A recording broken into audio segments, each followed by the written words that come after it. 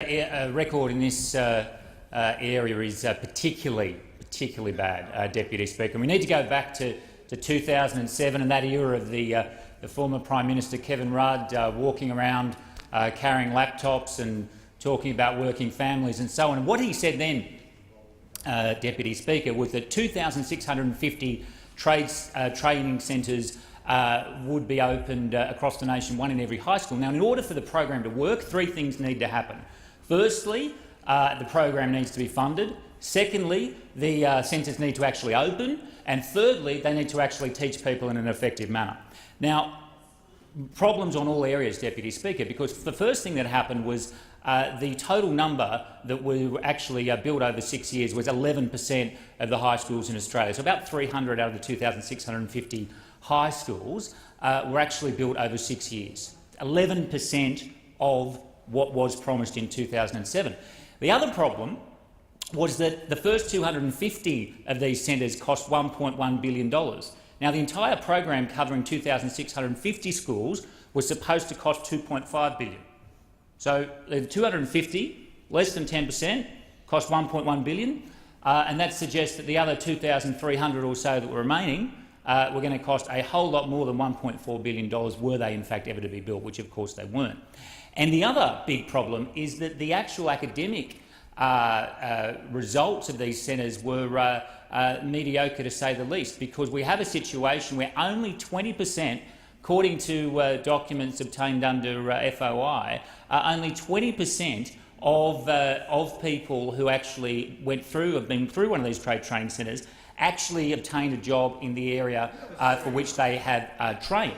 They only actually obtained 20% of people actually got a job in the area that they were supposedly trained in. And so that says, Deputy Speaker, what does an incoming government do? Does an incoming government continue with a flawed project, or does an incoming government say, well, let's actually make a more constructive contribution to the very important issue of trades training? And that's by working with industry, recalibrating the program to make sure that it is actually focused on the needs of industry so that people actually get jobs at the end of it. Because it's very, very hard for those opposite to sit there and argue that a program that led to 20% of people who are trained in a particular area getting a job in that space is a success. That's a very, very low threshold for success, Deputy Speaker. But the Labor Party has a low threshold for success in many areas, Deputy Speaker. This, of course, is only one of them. And the whole area of budget management, as we know, this is another example of appalling budget management, Deputy Speaker.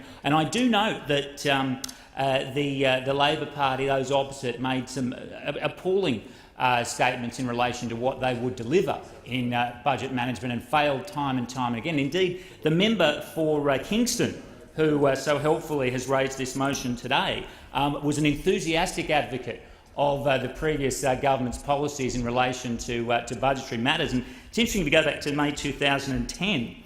I see that the member for Kingston, she put out a press release then, and she said, this budget, this is back in 2010, this budget builds on that strength to deliver for the people in our community while getting the budget back to surplus 3 years early, which is an extraordinary achievement.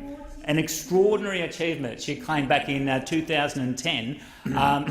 Look, granted, if it had have happened, it would have been an achievement of some kind, but obviously it didn't happen. And then she pressed on along this theme, and in May 2011, in an appearance on television on ABC, she said, we've been very exhaustive in our research here. She said that what we've also said is that we're committed, as the economy grows, we'll return the budget to surplus in 2012-13. That's what we've committed to do. And that's why Penny Wong, Wayne Swan and a whole range of ministers, including the Prime Minister, have been working very hard on this. But we will commit to getting the budget back to surplus in 2012-13.